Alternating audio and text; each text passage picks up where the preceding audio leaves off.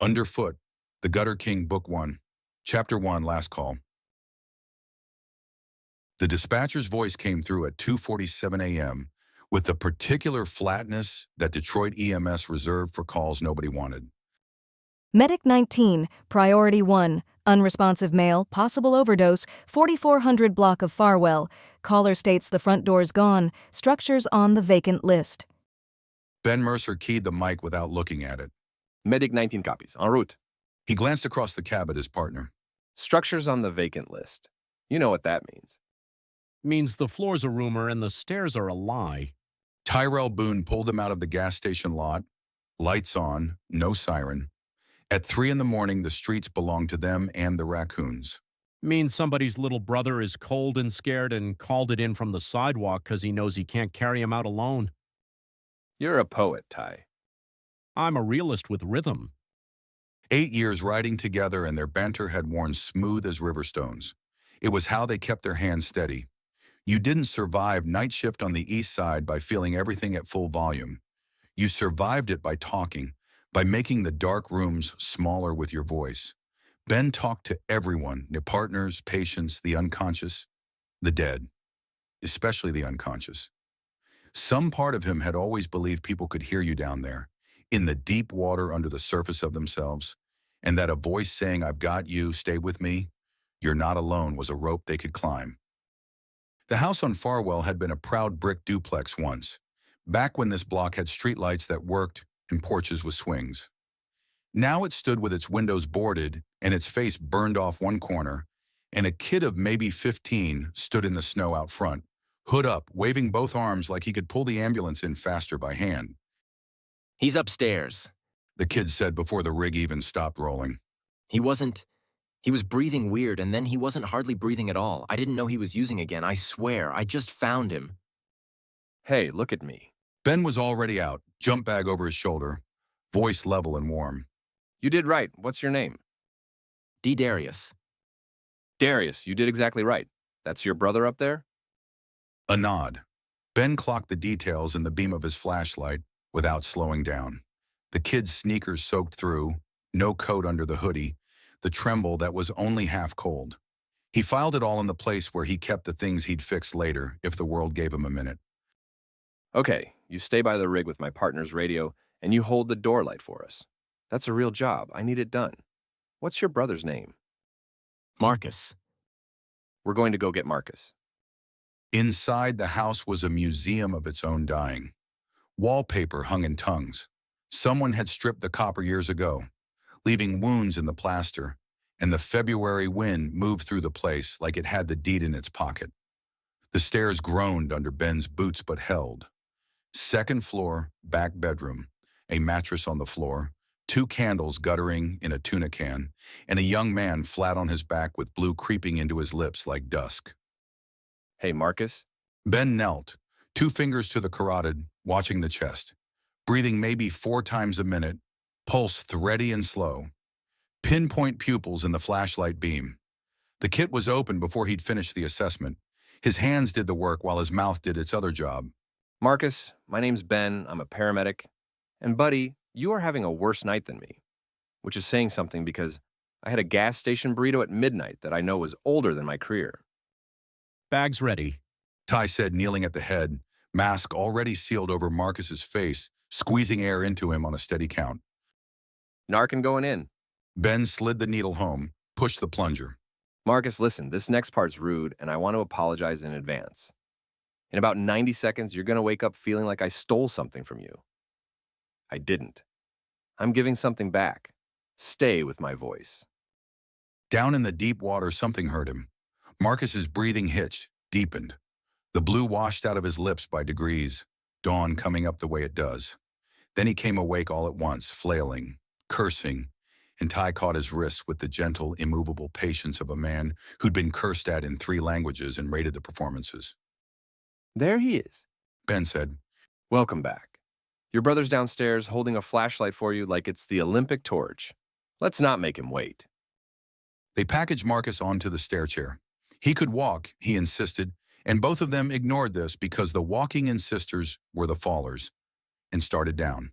Ty took the foot end, backing down the staircase. Ben took the head, calling the count at each step. Marcus was crying a little now, the way they did when the shame hit before the gratitude, and Ben kept up the patter. Nothing to apologize for, man. You know how many people I've carried out of nicer houses than this? Rich people OD on the good carpet. It's all the same call. They were 4 steps from the bottom when the world broke. It wasn't the stairs. The stairs held. It was the floor at the base of them. The hallway floor, fire-eaten from below, where the burned corner of the house had been chewing at the joists for 6 quiet years, waiting with the patience that ruins have. Ty stepped back onto it with the stair chair's full weight, and it simply wasn't there anymore. A crunch, a lurch, a black square opening under him like a mouth. Ben had one heartbeat to make the only choice he'd ever really known how to make. He shoved, both arms, all his weight, a violence of intention. The stair chair and Marcus and Ty piled sideways off the collapsing edge onto the solid parlor floor, and the equal opposite of the same shove took Ben backward into the hole. He fell through the dark for longer than a basement should allow. He landed wrong. He knew it was wrong the way you know a chord is wrong, instantly in the body, before the mind can name the note, and then the rest of the floor structure followed him down, joist and brick and 100 pounds of scorched subfloor, and pinned him to the concrete like a specimen. Okay, said the part of him that had knelt beside 1,000 emergencies, the part that had a clipboard where other people had panic. Okay, survey. Crush injury, chest and pelvis. He couldn't feel his legs, which was either the concrete's cold or a spine gone quiet, and the distinction was academic because his chest wouldn't rise more than an inch. Flail segment, left side, ribs 3 through several. Breath sounds wet. Heart rate, fast and getting faster. Chasing pressure that was leaking out of the system somewhere inside him. He was the sinking line on his own monitor. He'd watched this exact patient die on other people's floors more times than he could count. Ben! Ty's voice above wild. Light stabbing down through the ragged hole. Dust swimming through it. Ben, talk to me, brother. I'm coming down. Don't. It came out smaller than he wanted. He put the last real air behind it. Floor's gone. Get Marcus. Out. Call it in. Don't you do that. Don't you dare do the calm voice at me. So the only one I got. He could hear the smile in his own words and was distantly proud of it. The light was doing something strange now, going soft at the edges, and the cold had stopped being cold and become a kind of dark water rising. And oh, he thought, so this is the deep water. This is where they hear me from. Somewhere above, Ty was screaming into his radio. Firefighter down. That wasn't right. Ben wasn't a firefighter. Medic down. Structure collapse. Priority 1. Priority 1. Ben Mercer, 29 years old, 8 years Detroit EMS, lay under the house on Farwell Street and did the last kind thing he had left, which was to stop fighting so it wouldn't hurt to listen. He thought about Darius holding the light. He thought absurdly about a girl named Ella from a call 6 years gone. A thought he only ever allowed at the very end of his worst nights, and so it seemed fitting to have it now, at the end of the last one. I've got you. Stay with me. You're not alone. Someone should say it, he figured, even to him, even now. The light went out like a word ending. Smell came back first, and it came back enormous. That was the wrongest thing, in a night that would prove to be a competition of wrong things. Not the dark, not the pain, but the smell. Layered, articulate, a whole paragraph of information arriving through his nose. Wet stone, old blood and new blood, and he could tell them apart. Rot in 4 different keys, cold iron somewhere to his left, and under all of it a musk like a wet dog and old pennies that some newly installed instinct in the back of his skull labeled, quietly and with terrible confidence, your own kind. Ben opened his eyes. The darkness wasn't dark. That was wrong thing number 2. It should have been absolute. He could feel the weight of enclosed stone, hear the drip echo of a deep buried place, but his eyes drank whatever scraps of light existed and made a world of them. Vaulted brick overhead, slick and furred with moss that glowed a faint foxfire green. Rounded walls. A pit, He was lying on the dead. His body did the paramedic thing before his mind could stop it. Assessed. And the assessment came back a stranger's chart. His hands. He raised one, and it obeyed, and he almost wished it hadn't, were narrow and long-fingered and covered in gray-brown fur, tipped with small black claws. His face was wrong in ways his fingers mapped with clinical horror. A muzzle, short but there. Whiskers that reported the shape of the air around his own hands, like a second kind of sight. Round ears set high, swiveling toward every drip and settle without asking permission. Something moved behind him when he shifted, and he flinched from it until he understood the something was attached. A tail, long, naked, prehensile enough to curl against his ankle as if seeking comfort. He was small. The proportions of the corpses around him said he was maybe 4 feet if he was generous and built like wire. Okay. He said aloud. And wrong thing number 4 was his voice. Higher, rough at the edges, made by a different instrument. He said it again anyway, because it was procedure, because the sound of a voice was a rope.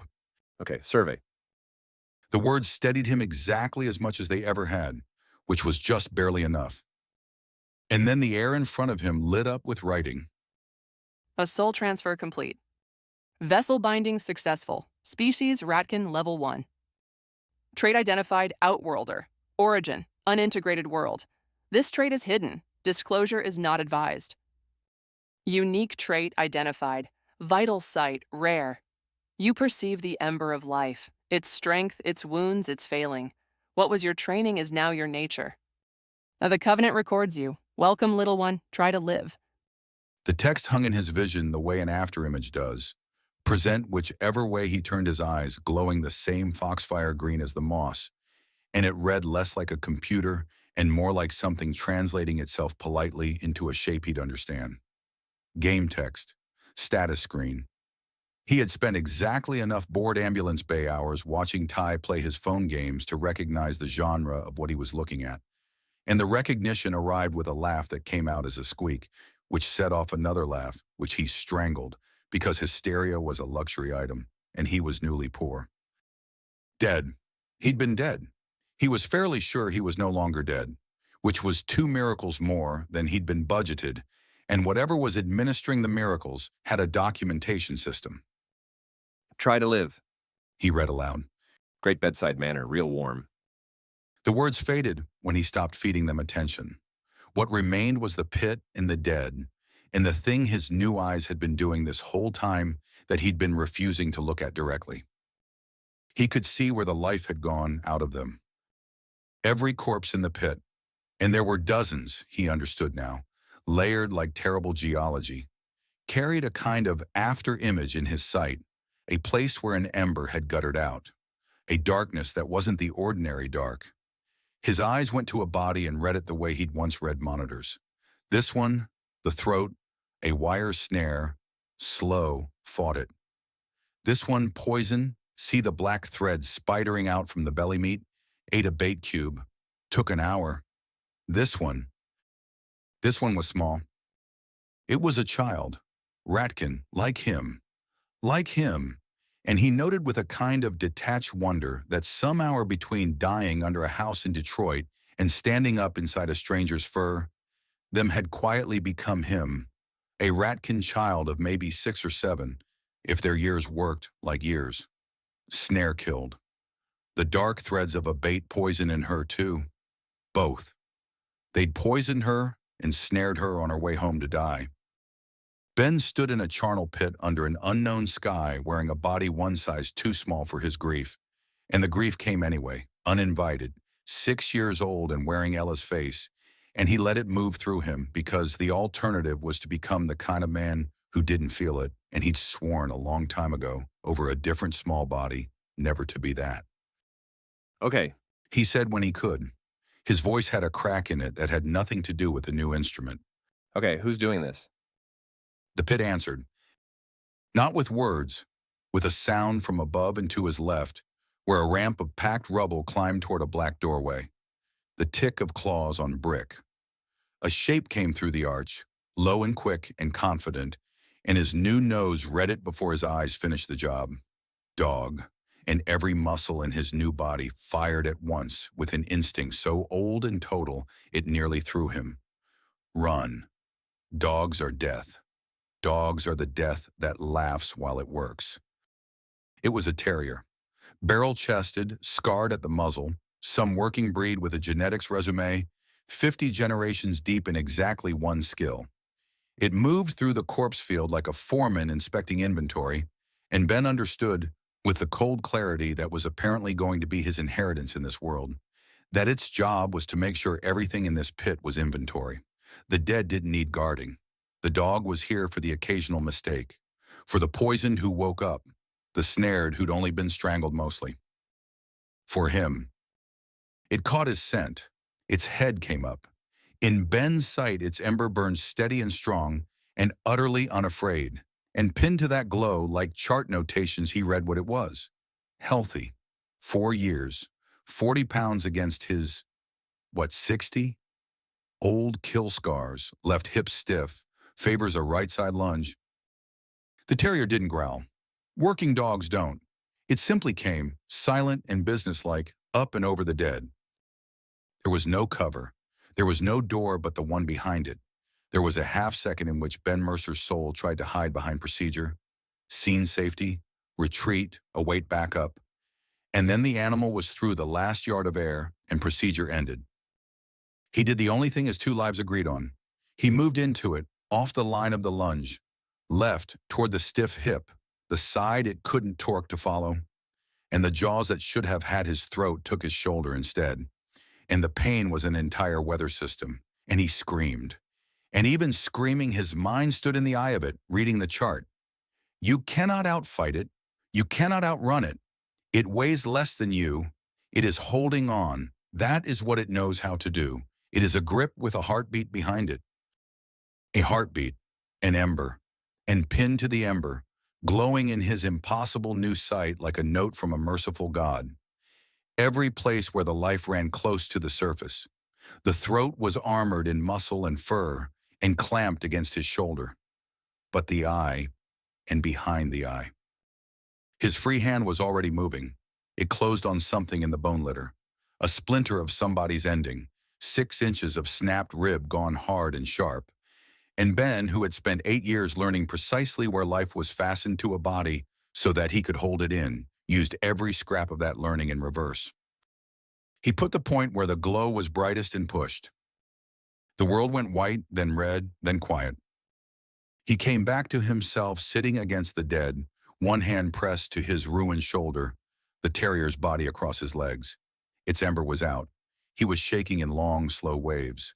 Sometime in the last minute he had started crying, in the silent, economical way of people for whom it is a maintenance function. And he watched his own tears fall into fur that wasn't his and decided he was allowed exactly 10 more seconds of it. The air lit up again. You have slain Coal Pit Ratter, level 6. Level up, you are now level 2. Level up, you are now level 3. For slaying a foe of a higher grade, alone, unarmed, and mortally threatened, bonus experience awarded. Skill gained, Surgeon's Cut uncommon. Your strikes seek what your eyes have found. Terrific. Ben rasped at the glowing text, at the covenant, at whatever was watching him from behind the world with its clipboard. You saw all that, and your professional takeaway was, do it again, but with feedback. The text did not apologize. He hadn't expected it to. He'd worked with doctors. He gave himself the 10 seconds. Then he gave himself 10 more, because triage said the shoulder came before the feelings, deep punctures tearing at the edges, his new blood welling dark. But the bone had held, and whatever this small body lacked in mass, it seemed to bank in stubbornness. He packed the wound with the cleanest moss he could find on pure field medic instinct. It smelled sharp, astringent, right, and he chose to trust the nose since it was doing such confident work otherwise, and bound it with a strip gnawed off a dead man's shirt, and did not think about the dead man, and thought entirely about the dead man, and worked anyway. Then he climbed. The rubble ramp shifted under him. His tail flicked out and balanced him without being asked, a whole extra limb running on someone else's firmware, and he was too tired to be horrified and settled for being briefly, guiltily grateful.